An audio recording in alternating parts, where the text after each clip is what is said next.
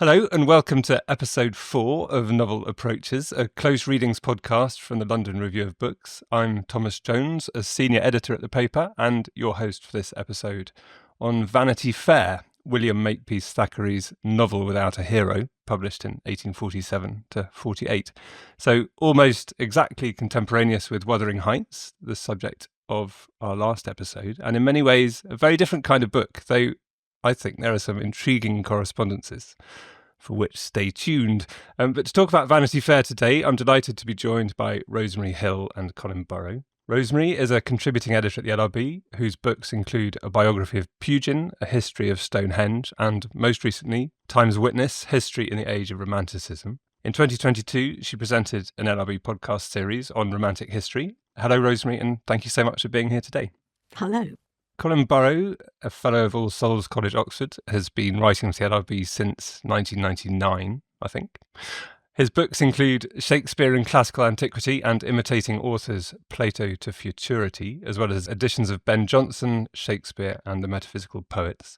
And last year, with Claire Bucknell, he hosted the LRB's Close Readings podcast series on satire, which could have included an episode on Vanity Fair, but didn't, so, which I'm quite pleased about. And he joined Claire and me to talk about Jane Austen's Mansfield Park for the first episode of this current series. So hello, Colin, and thank you for joining us today. Hello, it's always a pleasure. Reviewing Zadie Smith's last novel, The Fraud, in the LRB, Colin, you made brief reference to a cameo appearance by an oafish Thackeray. So begin today, perhaps you could expand on that portrait a little and fill us in a bit on Thackeray's life and career and where Vanity Fair fits into that. Okay, I could do that. I think it's an unfair view of Thackeray to see him as straightforwardly oafish, but he was very large. He was 6'3", and his physical presence, I think, was, as we say, a presence. And the key things, I suppose, to know about Thackeray from the point of view of understanding what's going on in Vanity Fair. Well, the first thing is that Vanity Fair is a novel, effectively a historical novel, that's looking back from the mid-Victorian period, sort of 1847 to 8, back to a Regency period, which is, the object of satire, but also actually of nostalgia. So he's looking back really to a period of his own childhood. So Thackeray was born in Calcutta in 1811. And his father was secretary to the Board of Revenue of the East India Company. So he had a sort of direct experience of colonial life, of where a lot of the money came from in Regency England. And that, I think, matters very much for Vanity Fair. His father died in the year of Waterloo, 1815, when Thackeray got sort of shipped home. I mean, apparently en route, he saw Napoleon on St. Helena, and that obviously is important, as we'll see, for Vanity Fair. He had a miserable life at boarding school as a sort of abandoned child, really, and abandoned children also figure in Vanity Fair. He then went to Cambridge, where he didn't graduate, spending his time doing better things than work. He then became a journalist, and at the age of 21, he inherited quite a lot of money from his dad, which he then managed to waste on gambling and loose living on the continent, both of which figure quite large in Vanity Fair.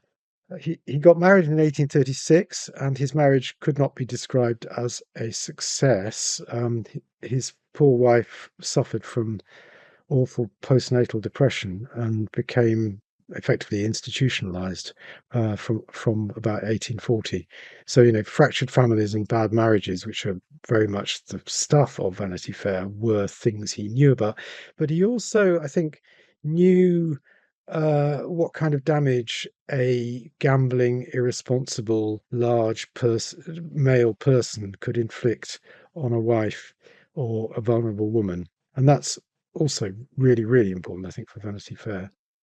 And once his wife is sort of, in effect, disabled, he supported his family by writing journalism, by doing pieces for Punch about snobs in university life and church life and so on. So he's a sketch writer originally. That's where he's making his money.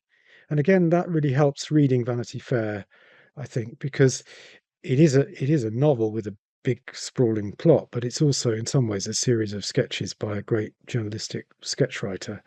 And while he was doing these sketches, he had a wonderful series of pseudonyms, which include George Savage Fitzboodle, Michelangelo Titmarsh, and Charles James Yellowplush, my personal favourite.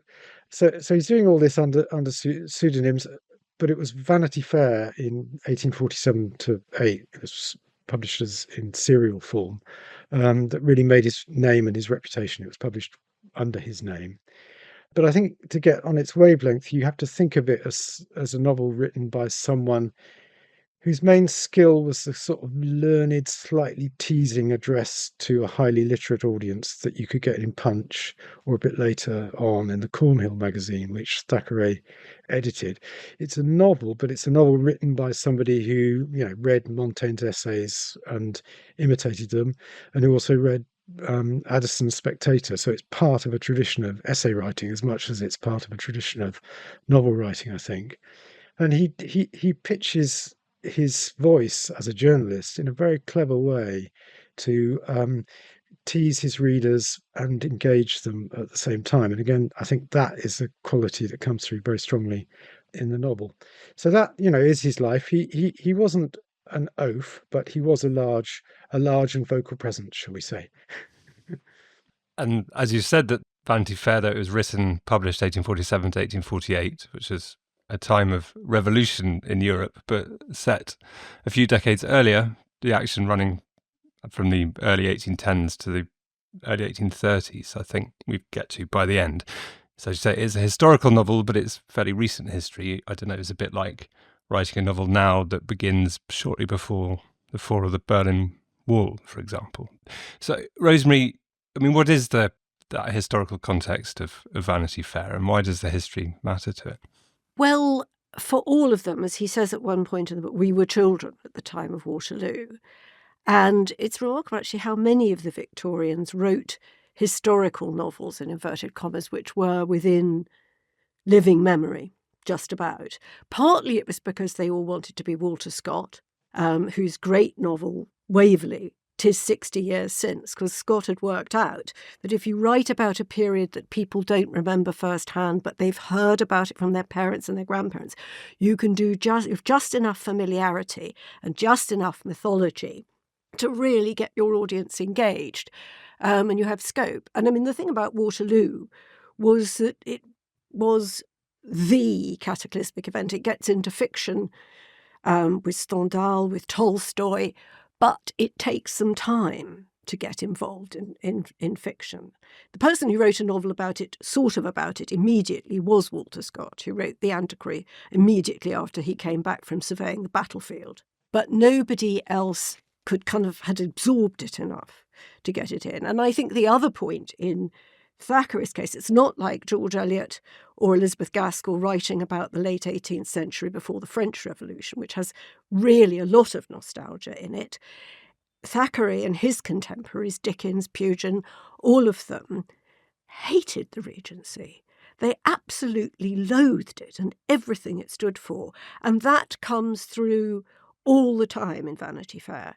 And it does end very precisely in 1830 when Jos Sedley, who is all the way through a kind of avatar of the Prince Regent and then of George IV, dies in 1830.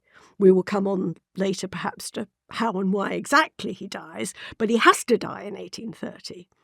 Nobody's interested in William IV.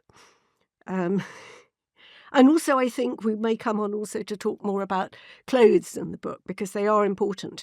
But Thackeray's own illustrations are not in period. And he said, well, I couldn't put them in Regency clothes. It would have been ridiculous.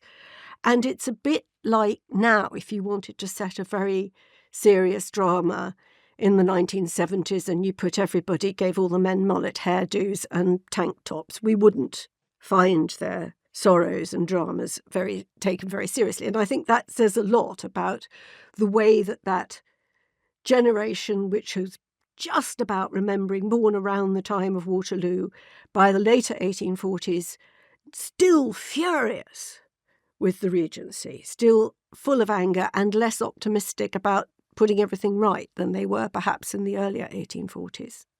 Yeah, I mean, that's about the clothes. I mean, he says that in the novel, doesn't he? I can't dress them in Regency clothes because it's so. But then he sort of seems to change that because, especially with the character of Josh Sedley, whose clothes get a lot of attention, and then he is put in Regency clothes. Well, that's the point. He's George IV. He is never mentioned without the words fat, stout, large. I mean, perhaps this is, given what Colin was saying, perhaps it's a slight self-consciousness of Thackeray. But no, I mean, the fact about the poor Prince Regent, later George IV, was that he was an absolute fashion victim who couldn't control his weight. And he had all these corsets and things. But famously, when he fell out with Beau Brummel, and they met in the street, he said to her, was with George IV, "Who's your fat friend?" And I mean, fat, oh God, it was the F word that poor George IV couldn't cope with. And so all of that is piled onto Joss, who, as I say, throughout is a kind of avatar of the Prince Regent, George IV.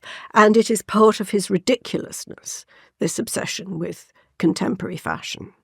So, Colin, Vanity Fair takes its title from The Pilgrim's Progress by John Bunyan. Vanity Fair is one of the places that Christian passes through on his journey to the celestial city, and where he loses his companion Faithful but meets a new one called Hopeful.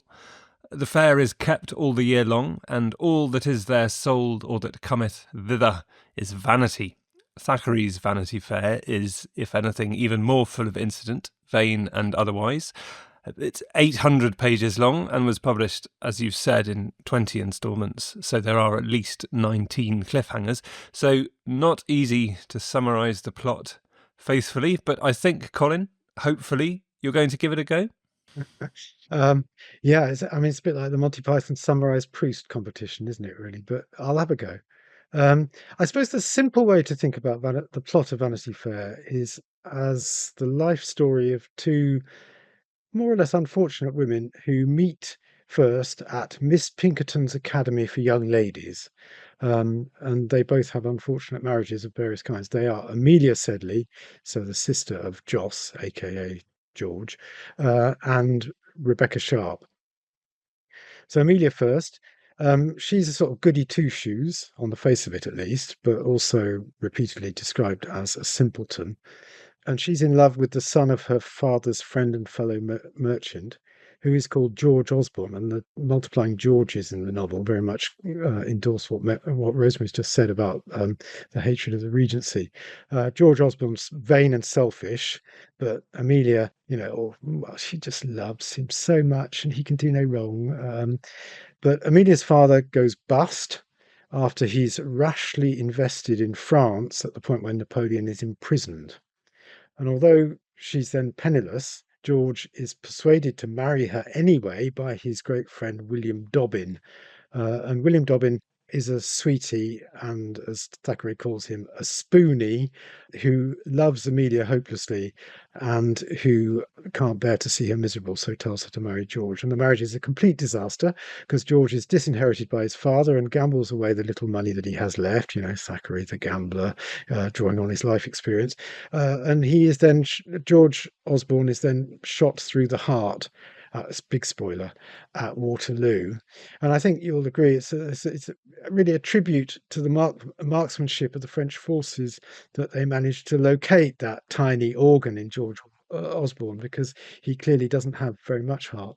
But anyway, Amelia lives on with his son, who is conceived on the eve of the battle in genteel poverty, and she's secretly supported by the faithful Dobbin, but she worships the memory of George. So the other woman, Becky, who we'll talk about a lot more, I'm sure, is Becky Sharp. And Thackeray does a lot of work with names and, sharp by name, sharp by nature. She's the daughter of an artist and a French opera girl, as it's called euphemistically. And she is a girl on the make. After leaving school, she stays with Amelia and tries to captivate her fat brother, Joss. And Joss, as well as being a sort of avatar of George, is a very well-paid collector of a fictional place called Bogley Wollah for the East India Company. So he's a good catch, but Becky fails to get him and has to go off as a governess. to the family of the decaying baronet Sir Pitt Crawley. And at that point, the novel really widens out in its scope, because Becky gets control of Sir Pitt and his estate, and Sir Pitt even proposes marriage to her. And you think, Becky, yeah, she's finally made it. But actually, oops, she's already married Sir Pitt Crawley's son, Rawdon, which is really her greatest mistake. Although Rawdon, as we may go on to discuss, is sort of lovely in a despicable way. And they live on nothing a year, basically. And a lot of the novel is about how to manage debt and how to keep up appearances whilst having no money at all. And the way Becky does it is by taking up with aristocrats and social climbing and stealing a little bit of lace and dressing herself up. And she ends up with eventually with the libidinous Lord Steyne, who gives her pots and pots of money for, well, unspecified favours, shall we say. And Becky siphons off a lot of that money and hides it from her husband. And poor Rawdon is left sort of with a desperate love of their child, young Rawdy, and not much else. He gambles away his days.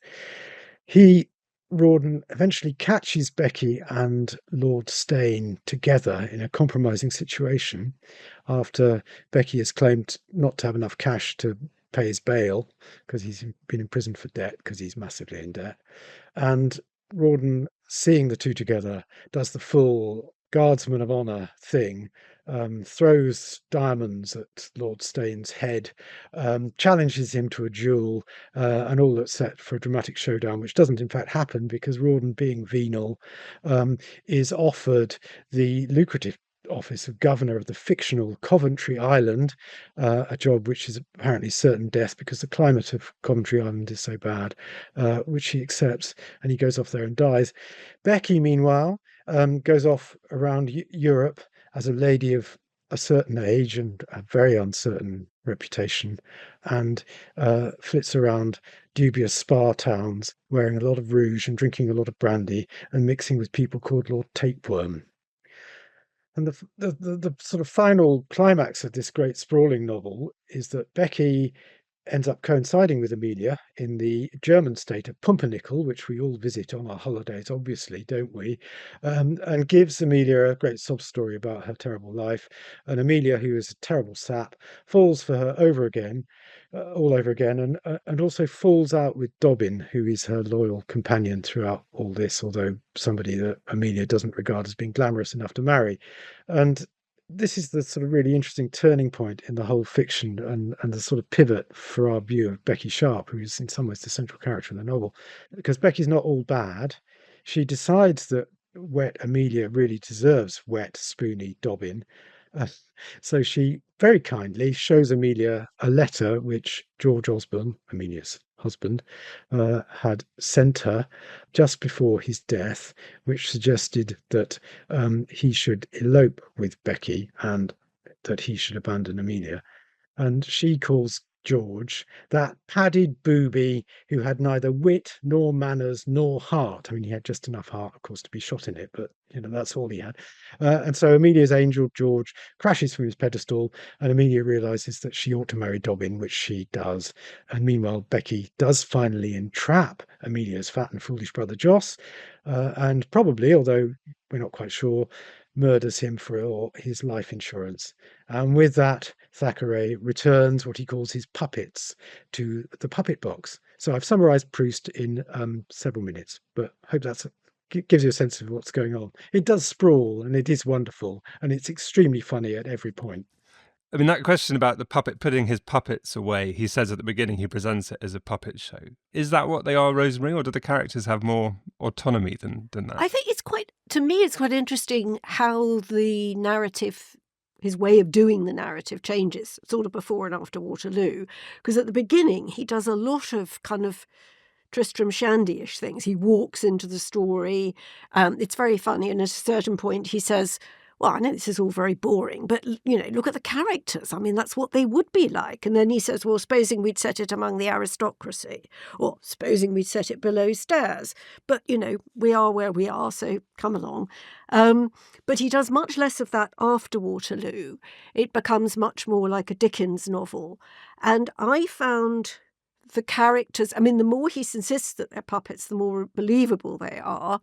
I find that final scene, which Colin has had to rush to summarise, which is in a way the kind of, as he says, the absolute crux of the whole thing, when finally Amelia, because one of the great themes of Vanity Fair all the time is that it is all vanity, and some people are forgotten immediately, some people are remembered for a little while, but everyone's always forgotten. And of course, Amelia's great weakness is that she can't forget George, or at least she can't forget her idea of George.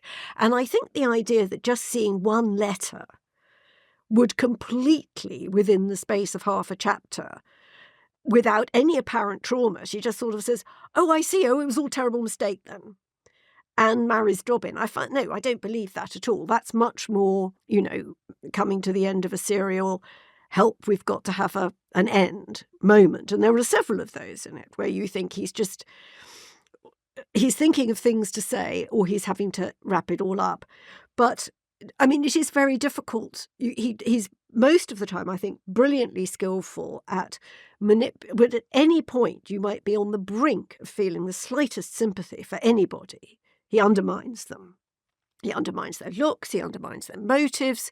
And in fact, of course, Amelia, though he constantly describes her as weak and wet, he has a rather touching paragraph, which I think may relate to some of the things that Colin said about his own marriage, when he talks about how women look after people, these unpaid nurses, what they do. And in fact, what he describes with Amelia, who not only looks after her little child, but then looks after her extremely querulous and quarrelsome mother, and then looks after her mother dies, looks after her very feeble and foolish father, shows, I think, tremendous strength of character to do all that. She doesn't collapse under it and say, oh, poor little me, I can't cope. So I think there is the puppet side of the characters, and then there are many other sides. And that's what keeps you reading, I think, all the way through. I think that's absolutely right. I mean, with Amelia's sudden reversal and throwing away the memory of George at the end, I mean, it is prepared for quite carefully. And there is one aspect of Thackeray's artistry is to make people display feelings that they have, but they don't overtly articulate or even know about.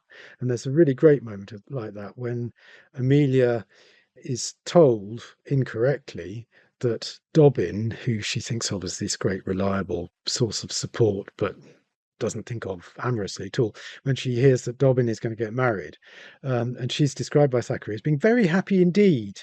And what Thackeray says is, she's sitting with her son, also called George, and by some impulse of which I cannot explain the meaning, she took George, the child, in her arms and kissed him with an extraordinary tenderness. Her eyes were quite moist when she put the child down, and she scarcely spoke a word during the whole of the drive, though she was so very happy indeed. And you can see there, the telegraphing the fact that Amelia, although she's not really in love with Dobbin, she very definitely doesn't want him to marry anybody else. And I think that's where Thackeray is doing more than puppeteering. He's creating these people who are not willing to state directly what they're feeling, but he, the narrator, brings them out. Though he does come out later on about that with Amelia and say, well, of course, there are lots of women like that who just will be very polite to you, and they will encourage you and lead you on, that nothing could be wrong, until the moment you declare yourself, and then, of course, they'll say no. So I think it's so typical that sometimes you're given the empathetic, intuitive, insightful view of a character, and then he switches the whole thing round. And as I say, those every time you think, oh, maybe they're not so bad, or maybe they have their good points. At some point later, or sooner or later, that's taken away from you. I mean, Dobbin, apart from the fact that it's very foolish of him to be endlessly in love with Amelia, he and Mrs. O'Dowd, the Major's wife, is one of about the only two people that you would kind of trust for 5 minutes with your back turned in the whole book. Yeah, although, I mean, there is that moment at the end that Dobbin he's finally given up on Amelia. He says, I can't do this anymore. Yeah. I'm off. And before Becky gives her the letter and says, okay, she needs to marry Dobbin, and she makes that apparent sacrifice of giving her the letter from George, that actually Amelia has already written to Dobbin herself.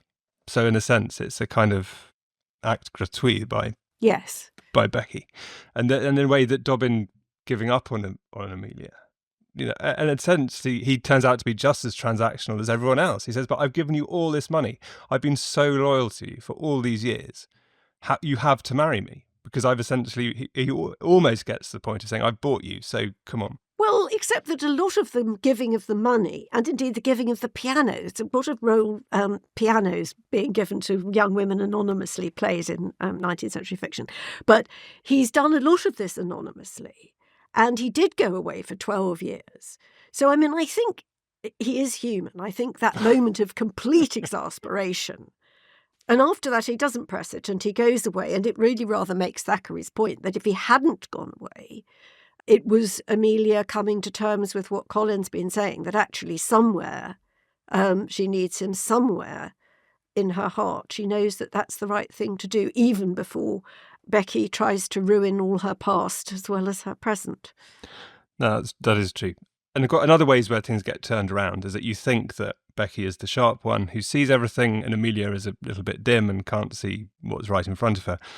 But at the beginning of the novel, those differences aren't quite so stark, because there's that quite wonderful bit where Amelia shows herself to be rather more perceptive when they've left school and they've gone to Amelia's house in Russell Square for the first time. And Becky was so agitated at the drawing room door that she could hardly find courage to enter. Feel my heart, how it beats, dear, she said to her friend. No, it doesn't, said Amelia. So Amelia, she does have this, you know, she is more perceptive than she perhaps appears. And also Becky sometimes gets things wrong that she thinks she sees. You know, she has this sharp vision, and sometimes she gets very much the wrong end of the stick. And I think we should probably have a reading now. And I think, Colin, you're going to read this first passage for us, which is quite early. So it's from chapter 7, and it's where Becky has, having failed to marry Joss, has gone off to become governess to Sir Pitt Crawley's daughters, and she's gone to meet the baronet at his London house. Yeah, and she's very much not the kind of Jane Eyre meek and mild governess, as this passage will reveal. So, having passed through Gaunt Square into Great Gaunt Street, the carriage at length stopped at a tall, gloomy house between two other tall, gloomy houses, each with a hatchment over the middle drawing-room window, as is the custom of houses in Great Gaunt Street, in which gloomy locality death seems to reign perpetual. The shutters of the first 4 windows of Sir Pitt's mansion were closed. Those of the dining room were partially open, and the blinds neatly covered up in old newspapers.